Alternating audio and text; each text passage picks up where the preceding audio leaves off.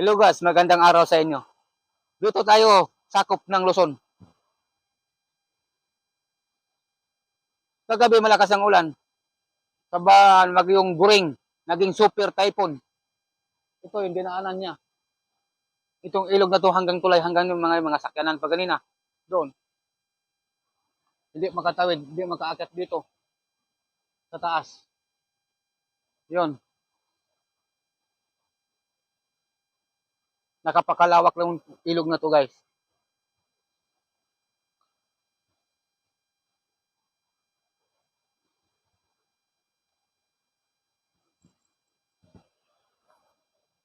Napuntahan ko na yan. Yung lugar na yan, pangatlong punta ko na. Yan. Mahaba pa yan guys, hindi ko pa na talaga nasulod hanggang dini, hanggang taas. Hindi ko pa na ano yan kasi una, may trabaho at saka umuha bagyo.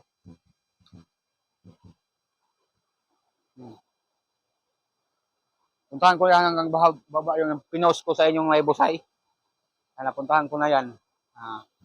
Guys, please subscribe, like, and share. Pakibisita na din sa channel ko guys. At maraming salamat sa nagsuporta pala. Shout out pala sa lahat ng suporta sa channel ko. Thank you very much sa inyo. Sa walang sawang pagtulong sa channel ko guys.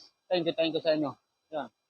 Kita nyo yung mga bato na sa paligid ko.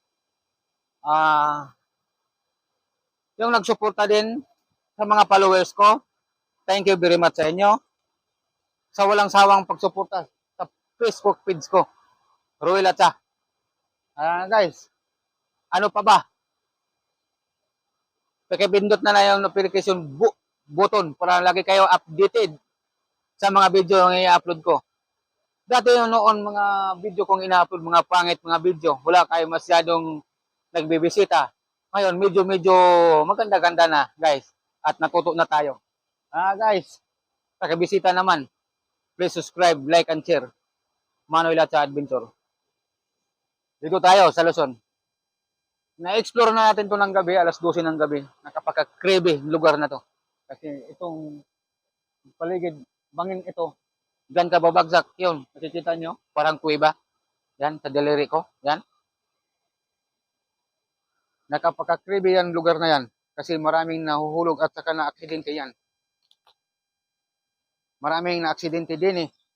At dito lang nalalagutan ng buhay. Guys.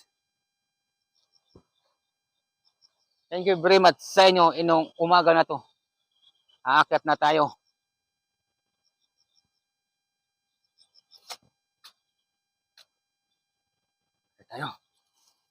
Guys, aakyat tayo.